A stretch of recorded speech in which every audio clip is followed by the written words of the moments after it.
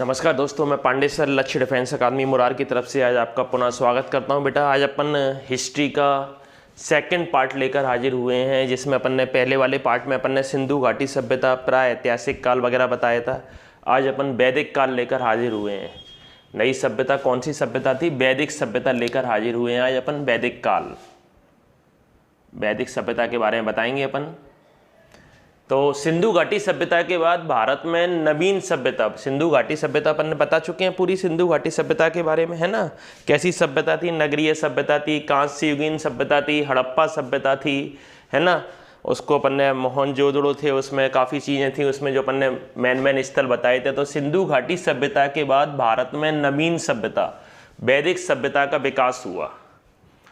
सिंधु घाटी सभ्यता के बाद भारत में कौन सी सभ्यता का विकास हुआ? नवीन सभ्यता थी, उसका नाम क्या था? वैदिक सभ्यता। इसका विकास हुआ। इसे वैदिक नाम इसलिए दिया गया, वैदिक नाम क्यों दिया गया? क्योंकि इसकी जानकारी हमें वेदों से प्राप्त होती है। इसकी जानकारी हमें कहाँ से मिलती है बेटा? वेदों से मिलती है, ठीक है। तो अपन वैदिक सभ्यता के बारे में देखेंगे। वैदिक सभ्यता बोल लो या आर्य सभ्यता बोल लो, वैदिक सभ्यता को क्या सभ्यता नाम दिया गया? जैसे अपन ने सिंधु घाटी सभ्यता को हड़प्पा सभ्यता नाम दिया था, ऐसे ही अपन ने वैदिक सभ्यता को क्या नाम दिया है? आर्य सभ्यता। इसका कार्यकाल कहाँ से कहाँ तक है? 1500 ईसा पूर्व से 600 ईसा पूर्व तक इसका कार्य माना जाता है, ठीक है।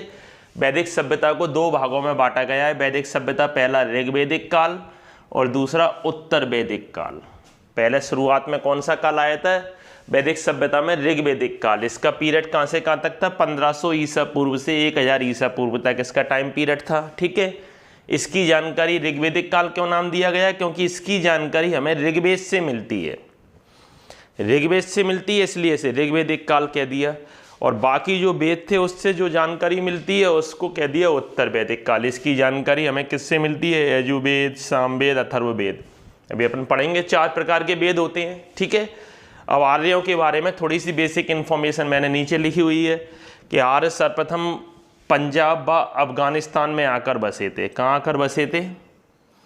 पंजाब और अफगानिस्तान में आकर बसे थे। सबसे पहला पॉइंट आपको ये मालूम होना चाहिए, मैं अंडरलाइन कर रहा हूँ, जो आपको याद करना है, ये याद करना है कि यार अगर पूछा जाए सर्वप्रथम कहाँ आकर बसे थे तो पंजाब और अफगानिस्तान। पहले अफगानिस्तान इंडिया में ही था।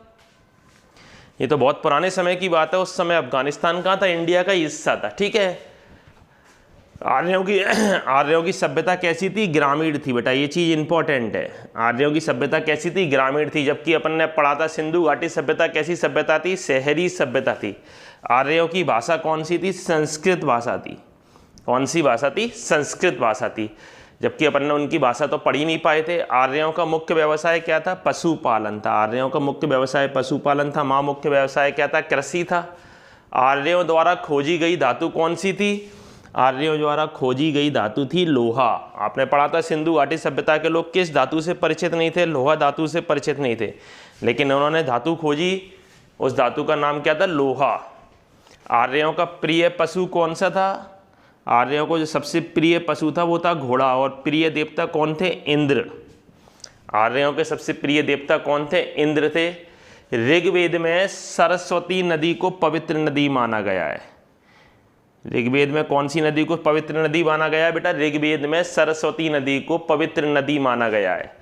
और ये भी मालूम होना चाहिए ऋग्वेद में गंगा का उल्लेख कितनी बार हुआ है? गंगा का उल्लेख हुआ है अपना 1 बार। यमुना का उल्लेख कितनी बार हुआ है? 3 बार। और सबसे ज़्यादा उल्लेख किस नदी का हुआ है? सिंधु नदी का उल्लेख सर्वाधिक बार हुआ है। तो ऐसा भी क्वेश्चन पूछा जा सकता है कि ऋग्वेद में पवित्र नदी किसे मानी जाती थी? तो ऋग्वेद में पवित्र नदी मानी जाती थी सरस्वती नदी को, है ना। ऋग्वेद में सबसे ज़्यादा किस नदी का उल्लेख हुआ है? सिंधु नदी का उल्लेख हुआ है, ठीक है। तो जो अंडरलाइन लिखी हुई है बेटा वो याद करना है आपको। ऋग्वेदिक काल का टाइम पीरियड याद होना चाहिए, उत्तर वैदिक काल का टाइम पीरियड याद होना चाहिए, ठीक है। और आर्यों का मूल निवास स्थान के बारे में क्लियर नहीं है, लेकिन मैक्स मूलन ने बताया है कि आर्य कहाँ से आए थे? मध्य एशिया से आए थे। कहाँ से आए थे? मध्य एशिया से आए थे। अलग अलग लोगों ने अलग अलग विचार रखे हैं। बाल गंगाधर तिलक, एक अपन ने इंडिया का भी बता दिया, बाल गंगाधर तिलक ने बताया ये कहाँ से आए थे? उत्तरी ध्रुव से आए थे। लेकिन अधिकतर इसका मान्य कौन सा है? कि मैक्स मूलर का मान्य है कि आर्य कहाँ से आए थे? मध्य एशिया से। तो ये भी याद रखिए, आर्यों का मूल निवास स्थान कौन सा था? मध्य एशिया, ठीक है। सभ्यता ग्रामीण, भाषा संस्कृत, व्यवसाय पशुपालन, खोजी गई धातु लोहा, प्रिय पशु घोड़ा, प्रिय देवता इंद्र, पवित्र नदी सरस्वती, सर्वाधिक बार किस नदी का उल्लेख, सिंधु नदी का उल्लेख। इतना याद रखना है बेटा आपको, ठीक है। अपन एक एक करके इनके वेद देखेंगे कि 4 वेदों के बारे में जो जानकारी है, उनके वेद कौन से हैं, उपवेद कौन से हैं, ठीक है, और उस वेद में क्या क्या बताया गया है। आगे बेटा, इसमें कुल वेदों की संख्या कितनी है, कुल वेद इसमें 4 हैं। वैदिक काल में कुल वेदों की संख्या कितनी बताई गई है, 4 बताई गई है। सब तो कौन कौन से वेद हैं, सबसे पहला आता है ऋग्वेद, यजुर्वेद, सामवेद और अथर्ववेद, ठीक है।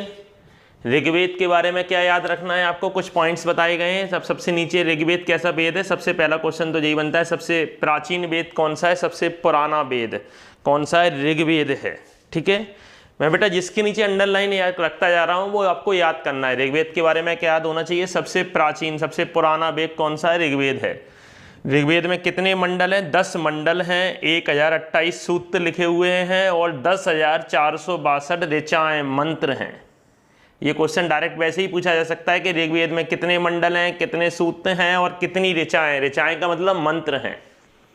ऋग्वेद में बताया क्या गया है, देवताओं की स्तुति से संबंधित है, यानी ऋग्वेद में देवताओं के लिए प्रार्थना से संबंधित है कि देवताओं से प्रार्थना कैसे करी जाती है, उसके संग्रह है कि देवताओं से स्तुति से संबंधित, देवताओं को कैसे बुलाना है, देवताओं को कैसे खुश करना है, उसके बारे में बताया गया है।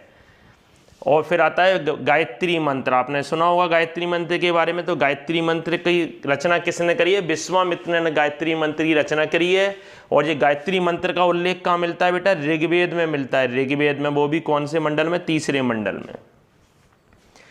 गायत्री मंत्र किसको समर्पित है, सूर्य की देवी सावित्री को समर्पित है, ठीक है। और असतो माँ सदगमय वाक्य, ये पूछा गया क्वेश्चन है कि भैया असतो माँ सदगमय वाक्य कहाँ से लिया गया है, ऋग्वेद से लिया गया है। असतो माँ सदगमय वाक्य कहाँ से लिया गया है, ऋग्वेद से लिया गया है, ठीक है। सबसे प्राचीन वेद, 10 मंडल, 1028 सूत्र, 10,462 ऋचाएँ, देवताओं की स्तुति से संबंधित गायत्री मंत्र ऋग्वेद से लिया गया है, ठीक है। और असतो माँ सदगमय वाक्य किससे लिया गया है, ऋग्वेद से। यजुर्वेद में क्या है, यजुर्वेद में यज्ञों की विधियां बताई गई हैं, यज्ञ करने की विधियां, का यज्ञ कैसे किया जाता है, बस इतना ही याद रखना है। सामवेद में क्या बताया गया है, ऋग्वेद में जो मंत्र दिए हुए हैं उन मंत्रों को गाने योग्य बताया गया है, उन मंत्रों को गा के बताया गया है जिससे आपको सुनने में अच्छा लगे। सामवेद में साम का मतलब ही होता है अपना गान, ठीक है, गाने योग्य उद्देश्य से की गई है, इसलिए इसे संगीत की प्रथम पुस्तक कहा जाता है। संगीत की प्रथम पुस्तक किसे कहा जाता है, सामवेद को। इसमें मंत्रों को क्या बनाया गया है, गाने योग्य बनाया गया है जिससे सुनने में अच्छा लगे। और अथर्ववेद में क्या क्या बारे में बातें बताई गई हैं, भूत प्रेत, वशीकरण, जादू टोना और औषधियों का वर्णन है। और इसकी रचना किसने करी है, अथर्ववेद की रचना करी है बेटा अथर्वा ऋषि ने करी है, ठीक है। ये आपको चारों वेदों के बारे में इतनी जानकारी मालूम होना चाहिए। फिर बेटा अपन को क्या याद करना है, फिर इसमें अपन को याद करना है वैदिक काल में कुल वेदों की संख्या 4 है, जो अपन ने बताई दिया है। कुल पुराण कितने हैं, 18 है। कुल उपनिषद कितने हैं, 108 हैं, ठीक है। तो आपको ये याद रखना है, वेद 4 हैं, पुराण 18 हैं, उपनिषद 108 हैं। फिर अपन ने बताया है वेद और उसके उपवेद, वेद के उपवेद के नाम क्या हैं, जो वेद हैं उनके उपवेद के नाम क्या हैं। ऋग्वेद का उपवेद का नाम क्या है, आयुर्वेद, ये याद रखना है। यजुर्वेद के उपवेद का नाम क्या है, धनुवेद। सामवेद के उपवेद का नाम क्या है, गंधर्व वेद। और अथर्ववेद के उपवेद का नाम क्या है, शिल्प वेद, ठीक है। ये बेटा चारों वेदों के उपवेद के नाम याद रखना है। फिर कुछ इंपॉर्टेंट पॉइंट्स हैं कि सत्यमेव जयते कहाँ से लिया गया है, आपके पेपर में पूछा गया क्वेश्चन है, सत्यमेव जयते कहाँ से लिया गया है, मुंडको उपनिषद से लिया गया है।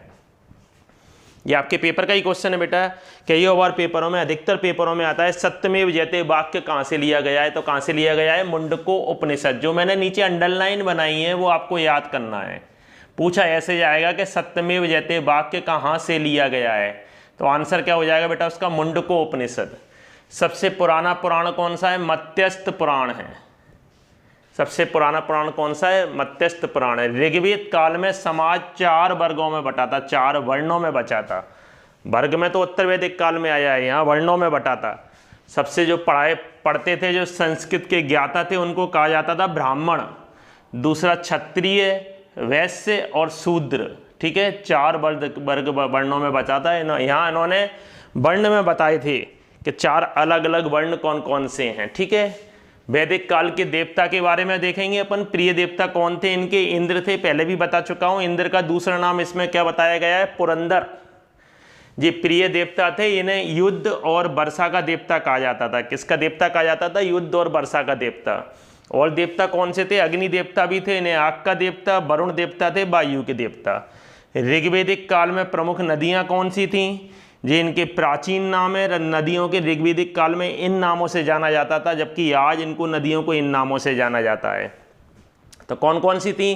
पहली थी अस्किनी, प्राचीन नाम है, जिसको आज किस नाम से जाना जाता है? चिनाब नदी के नाम से। फिर कौन सी थी? विपाशा, आज किस नाम से जाना जाता है? ब्यास नदी के नाम से। पुरुषणी, आज किस नाम से जाना जाता है? रावी नदी के नाम से। विस्तता, आज किस नाम से जाना जाता है? झेलम नदी के नाम से जाना जाता है। ठीक है, प्रमुख दर्शन कौन कौन से थे जिन्होंने दर्शन थे और उनके दर्शनों को किसने लिखा था? प्रतिपादक कौन से? सांख्य दर्शन के प्रतिपादक कौन थे? कपिल थे। जी आपको याद होना चाहिए, पूछा जाता है क्वेश्चन, सांख्य दर्शन के प्रतिपादक कौन थे? न्याय दर्शन के प्रतिपादक कौन थे? गौतम थे। योग दर्शन के प्रतिपादक कौन थे? पतंजलि थे। वैशेषिक दर्शन के प्रतिपादक कौन थे? कणाक थे। उत्तर मीमांसा दर्शन के प्रतिपादक कौन थे? बादरायण थे। ठीक है, और पूर्वी मीमांसा दर्शन के प्रतिपादक कौन थे? जैमिनी थे। ये अपन ने जितना भी बताया है सब किसके बारे में बताया? ऋग्वैदिक काल के बारे में। उत्तर वैदिक काल के बारे में केवल आपको 2 पॉइंट याद रखना है। उत्तर वैदिक काल के प्रिय देवता इंद्र की बजाय कौन हो गए थे? प्रजापति हो गए थे इंद्र की बजाय। और उत्तर वैदिक काल में समाज को 4 वर्गों में बांटा था। यहाँ समाज 4 वर्णों में बटा था। ऋग्वैदिक काल में यहाँ समाज 4 वर्ग बता दिए, सभी समाज के लिए, सभी के लिए सेम थे। ब्रह्मचर्य, पहले ब्रह्मचर्य जीवन जिएंगे, फिर गृहस्थ जिएंगे, फिर वानप्रस्थ जिएंगे, फिर सन्यासी जिएंगे। ठीक है, यहाँ पढ़ाई लिखाई युद्ध और उसके आधार पर, बिजनेस के आधार पर और उसके आधार पर बताए गए थे, है ना। और यहाँ किसके आधार पर बताएगा? यहाँ किसी के आधार पर। यहाँ सभी के लिए सेम बताया गया कि भैया पहले ब्रह्मचर्य जिएंगे, फिर गृहस्थ, फिर वानप्रस्थ, फिर सन्यासी। ठीक है, तो बेटा वेदों के बारे में अपन ने जो वैदिक सभ्यता बताई उसके बारे में आपको इतनी नॉलेज के लिए आज अपन ने इसका लेक्चर दिया है। ये सारी की सारी नॉलेज आपको क्या करना है? कॉपी में नोट करना है और इसको याद करना है। तो पार्ट 2 का ये फर्स्ट वीडियो है जिसमें अपन ने आज इसकी थ्योरी बताई है। इसके नेक्स्ट वीडियो में अपन 25 से 30 क्वेश्चन इसके अपन क्या करेंगे? मल्टीपल चॉइस क्वेश्चन करेंगे। ठीक है, अगर बेटा आपको समझ में आ रहा है तो लाइक और सब्सक्राइब जरूर करें। और अगर इसमें कुछ प्रॉब्लम्स आती है, आपको कुछ समझ में नहीं आता है, तो मुझे नीचे उसमें कमेंट्स में बताएं। ठीक है, मैं उस गलती को सुधारने की कोशिश करूंगा। आज के लिए बेटा इतना ही। जय हिंद, जय भारत। आप सभी खुश रहें, स्वस्थ रहें।